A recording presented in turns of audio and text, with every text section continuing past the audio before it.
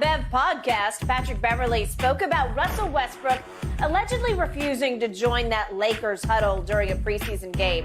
Here's what Pat Bev had to say. When I was in the huddle, I felt like Russ was in there with me. He was talking to the ref and he was talking to the coaches also. So we weren't even talking about the last play. And everybody was like, okay. And then after the game, everybody was like, why do you do you like that? And I'm like, damn, what happened? They sent it to me.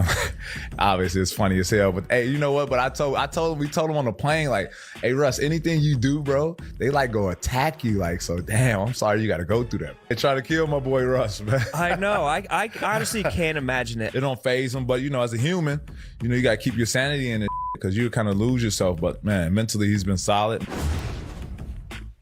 Interesting, huh? Shannon, does this make you feel any better about the potential of Russ fitting with the Lakers this year? No, because they told him that. So why would they say what they said after the game? Why would his teammates say what they said after the game if it was no issue? Mm-hmm. Because here's the thing, Skip. I've watched basketball since I was probably 11 years old. There's a lot of times the guys will huddle up, and if they got something to the official when the guy's shooting the free throw, you missed that call. Now, if you give him that call on this end, you need to give it to me on the other end. Yep. Or you can move out of the box, let somebody get there, and then you can go talk to Darvin Ham. Hey, coach, man, you saw what they're doing, man. They're not giving me the calls down there. So there's a way Russ could have gotten to the huddle and still had a conversation with the officials and had a conversation with the coaches, Skip. Yep. This is no excuse. But here's the thing. Well, this is what I was... At some point in time, it can't be about you. It's got to be about the team. I understand what you normally would do. I understand that. But what about the team? Yep. So, in other words, you couldn't it couldn't be another moment. Hey, now you see that call that you just gave him? Now, I am Russell Westbrook now. And, I do have a name. I've done some things. I need to get same call on the other end now. If you're going to give it to him on this end, I need that call on the other end. And then you can relay what you need to relay to Darvin Ham. Skip it to look. I'm tired of people making excuses for Russ. He is what he is. He's been this way. Why all of a sudden do you think he's going to change? He can't change because that's who he is. That's what made him the player that he became, was doing it his way, being stubborn, the stick-to-itiveness that he's displayed. Russ ain't going to change people. And then Pat Bev covering for him. I get it. I love Pat Bev, and I'm glad he do it. That's what teammates should do. But on the outside, Russ, hold up. Russ doesn't want to be in L.A. He doesn't like his role, and he knows at some point in time the role that he has is going to be diminished even more. The Lakers don't want him there. They know that. He knows that. I know you don't want me. You know I don't want you. At some point in time, Skip, what's the best thing to do? If you're not happy, I'm not happy. We're together, and when we get together, we're even more unhappy. Yep. We should. Mm-hmm. Everybody doing the right thing. They just holding on. They just hanging in there for the kids, Skip. Eventually, even the kids ain't gluey enough to make you stick in there. Man, look. Like I said, I love what Pat Bev is trying to cover for him, but and this is not Russ. We're going to talk about the Lakers a little later. They got other issues other than Russ, but it's just... But this is the central issue. This is the one that undermined them the worst last year. This is the main reason they went 33-49. It was LeBron's injury. It was AD's injuries. Right. But it was Russ. Even though the numbers still looked pretty good, 19-7-7. Not many could do that. Well, but here's the thing, Skip. The whole point was let Russ, when AD and LeBron was out, that's when Russ was supposed to be giving me 30, 10, and 10. That's when I needed that. Worst three-point shooter in basketball, fourth worst free throw shooter in basketball, led the league in turnovers per game until the bitter end when he didn't play the last 3 games. That's all you need to know because you can't rise above that when he's your starting point guard. No. So here's the irony of all these comments from Pat Bev, and I am a big fan of his because Pat Bev is the consummate professional. Yes. What's your line about him? If he's on your team, you love him. If he's on the other team, you hate him. Well, that's been his MO. That's been his calling card all the way up, and he had to fight his tail off to get out of the west side of Chicago and fight all the way through Greece and Ukraine and when the G League or whatever what they call it. Fought and fought and fought.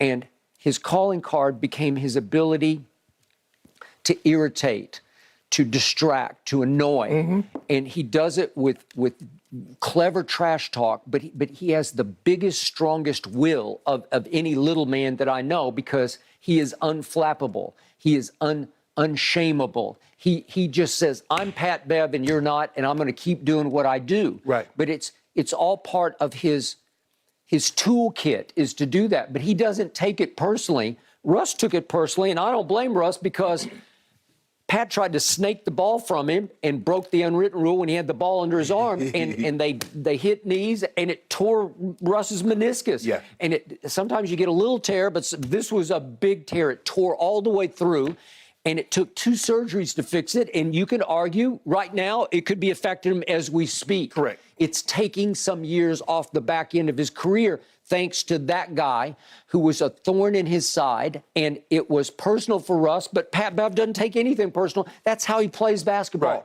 That's part of being a professional, to help your team by distracting and irritating the opponent. So now, all of a sudden, as fate would have it, only in Hollywood, they wind up as teammates. It's impossible. And Pat Bev is doing what he would always do. As soon as he walks in the door, oh, he's my teammate now. He's my man. He's my boy. He's my, he's my best friend. He said the first day, he's become my best friend on the team. Baloney he has. Let's put him on a lie detector and see if he's your best friend. You're trying to make him yours, because that's the single best thing you could do for your team. So now, Pat Bev, look, Shannon, what's the irony here? What's the bitter irony? Guess who's going to replace Russ in the starting lineup? Patrick Beverley. Right. What do you expect? Look at this quote. We told him on the plane. Well, Pat just got here. Yeah. We? And it's like, all of a sudden, I'm a we. I'm over here with LeBron and AD, right?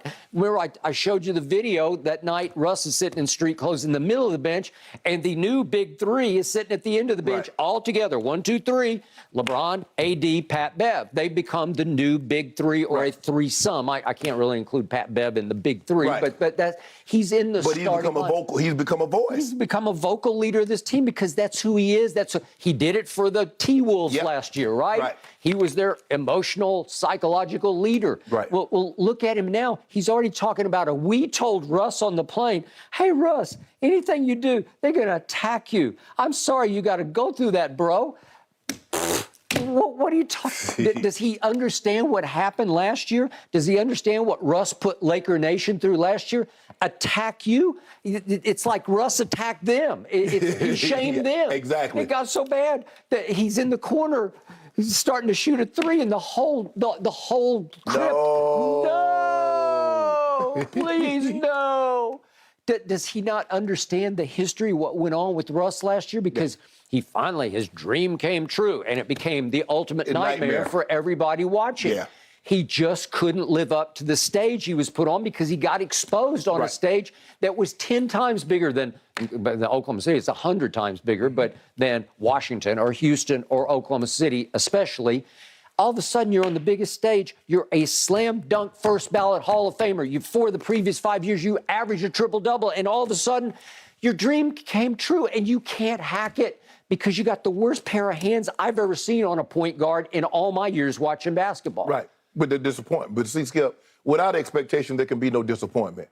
Because Laker Nation has expectations of titles, Russ was a disappointment. He didn't disappoint Washington because there's no expectations. He didn't disappoint once KD left OKC because there are no expectations. They had some expectations in Houston, but nobody expected them to keep competing and win a title.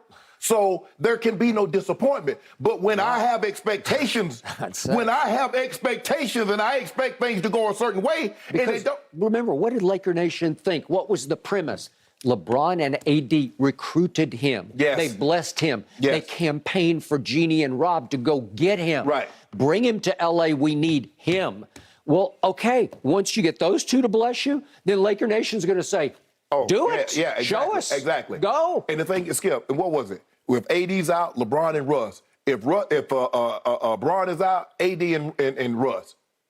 And if both of those guys are out, we've seen Russ, what he does with lesser tier guys when he's by himself. He gets everybody involved. 30 points, 20 assists, 15 rebounds. We've seen that. We saw none of that. None of that. We saw he didn't play well with AD. No. He didn't play well with Bron. He didn't play well with neither one of those guys within the starting lineup. So now what?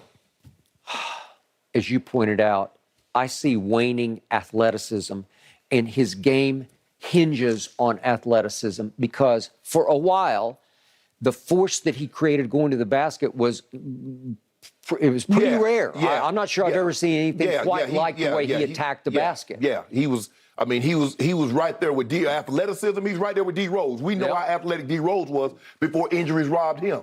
Okay, we know how athletic Russ was before injuries. Those knee injuries started robbing him of his athleticism. Yeah. And because, Skip, see, guys like Kevin Durant and Steph, even though they will lose some of their athleticism, they still can shoot the basketball. That is correct. Well, if you can't shoot the basketball and now you're not as athletic, so which means you can't get to the rim as freely. No. And then once you get there, you can't finish as freely, then what? That's why LeBron, Skip, even though LeBron is not as athletic, he's found other ways to say, you know what, I'm going to build my post game up. And now he can hit you with the turnaround. Now he can up and under. He'll dive to the basket. At Russ, okay, now Russ, you've never been able to shoot the ball from the mid-range or the three. No. And the athleticism is starting to rain, and you're not a great free throw. He used to be a decent free throw shooter, and he lost that completely. He's gone, what is it, 3 of the last 4 years, he went under 70? For a point guard? At one point, he was an 80% free throw shooter. That's what I'm saying. Well, I don't know where that went. At least you had that going for you. And he had, listen, for his size, he's got the best pair of shoulders I've ever seen for a man of that size. He can play through contact. He could play through contact. He could get to the free throw line, and when he was making 80, at least that was redemption for him. You say, okay, that's how he's doing it. Correct. Well, now he's a terrible free throw shooter. He's a liability at the free throw line. He's a liability with the ball in his hands. And last year, I would say, what can he do? Where can he find a place? Because if he's playing alongside LeBron, LeBron needs some wingman who can make the shot. He needs a co-star, a partner who can make the three, because Russ's man is saying, I ain't guarding him. So Russ's man just falls back into the lane when LeBron has the ball and says, you can't come in here. The number one thing LeBron needs is for someone to accept their role that's playing alongside him. You look at what D-Wade did. D-Wade, even though D-Wade was Wade County, he says, you know what, LeBron, you're the best player. He did. I'll find my niche. Yeah. I'll dive to I need you to be you. I need you to be LeBron James. To D-Wade's undying credit, he just said, you do this. Kyrie, I got you. Yeah. Think about the beautiful relationship they had, but then until Kyrie says, no, I'm equal to you, and it blew that up. Yeah. Now, you want to talk about the perfect partner for LeBron? It was Kyrie at that stage in age. Because LeBron could give him the right, Kyrie, go do your thing. Go dance on him. And he could dance. He could get to the mid-range. He could catch and shoot. Yeah. Well, Russ ain't got no mid-range. He's got none of that. Zero of that. Zero's got zero, as in 0 rings. And for Pat Bev to say, my boy, what are you talking about? You just took his spot in the starting lineup. Yeah, we're not boys. I'm sorry. You're not boys. I'm sorry. No, we're not boys. No, and that's where this is headed. And when Schroeder gets healthy, I know he's hurt now, but he's going to take some of those minutes, and Austin Reeves is going to take some of those minutes. And so you can just go down. Kendrick Nunn will take some of those minutes. It's hard to see a scenario. He played 34 minutes a game last year, Skip. It's hard to see him getting close to that. Yeah. It's hard to see him getting 34 minutes this year. It's hard for me to see more than 15-ish. I was thinking 20 to 25. Ooh, that's still a lot of minutes. I don't know. Well, Skip, that's less than 7 minutes a quarter. I know. What about 6 minutes a quarter? But 25 minutes of Russ, I don't know if you can overcome that. If you're thinking of 50-plus wins, I don't know if you can stomach that.